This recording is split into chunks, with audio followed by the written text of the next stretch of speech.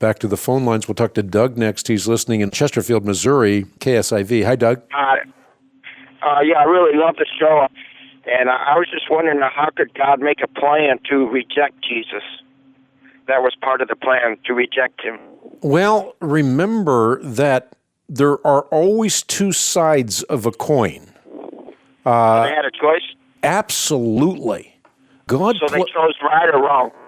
Well, everyone who rejects Jesus Christ does so because they want to live by the dictates of their own will. And the reason I can say that emphatically is because we have a number of things going on. We have, first of all, the knowledge through creation that there is a God. Secondly, we have the knowledge of God written on the tablet of our consciousness, and if we respond to the outer light and the inner light that I just delineated, we can receive the light of Jesus Christ. And Jesus Christ came into time and space demonstrating that he was God. When people reject him, it is not because they can't believe, it's because they won't believe. And God never forces himself on anyone. So in the end... They're saying the plan was for them to choose correctly, to reject him. Because if they hadn't rejected him, then he wouldn't have been killed, executed. So they chose correctly? Well, what they did was choose incorrectly because they were called and chosen to be a light unto the nations. But yet, within the context of our sin, God can effect redemption. And let's start at a more basic point in cashing that out, because this already starts in the very beginning. Adam and Eve, they fell into lives of perpetual sin terminated by death, but the reason ultimately is that God created the potential for evil. And he created that potential, he didn't create evil, but the potential for evil because he cared about the human will. If he didn't, he could have created humankind in such a way that they could have only done one thing, and that is to love him. Then we would not have been those who demonstrate the reality of meaningful love, but rather coercive love, which isn't love at all.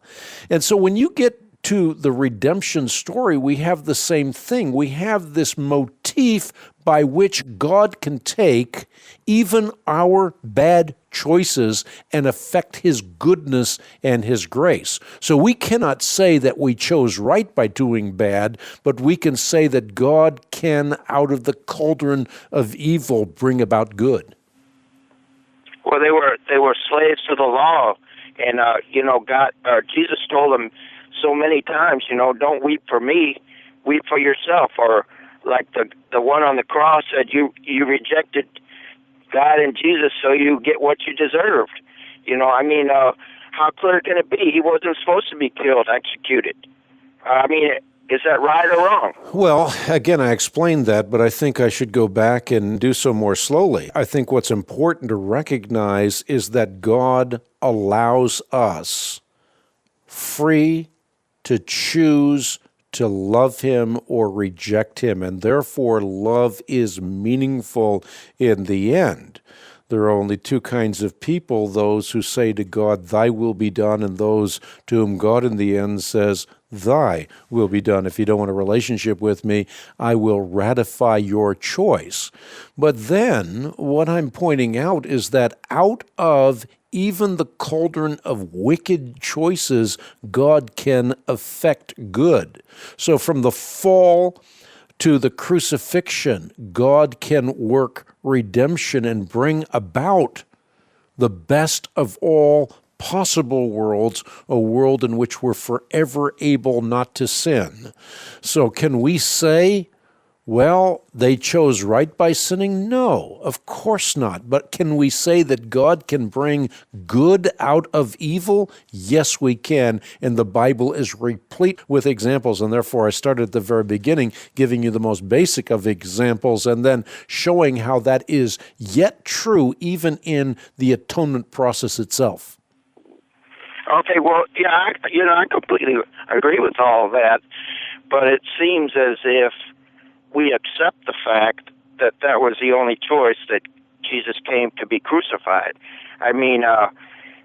Eventually, everybody has to, believe in him. So, I guess it wasn't the plan of God to come and be crucified. I mean, it was the second choice. Well, it was known in the counsel of God's foreknowledge. From the very beginning, God knew that Jesus Christ was a lamb, slain before the foundations of the world.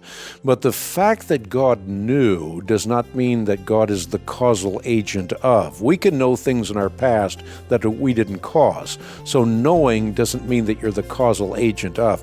But again, God can bring the best out of the worst circumstances, and that is precisely what he did. The most brutal act in all of human history is the crucifixion of Jesus Christ, where you have a truly innocent man dying for the sins of the world, and yet out of this gross, cruel, brutal event, God brings forth the best of all possible worlds, reconciliation between God and those who genuinely want a relationship with him. And that, of course, will all become a reality when the veil between this world and the next is removed and the habitation of God and our habitation become one and the same. Be right back.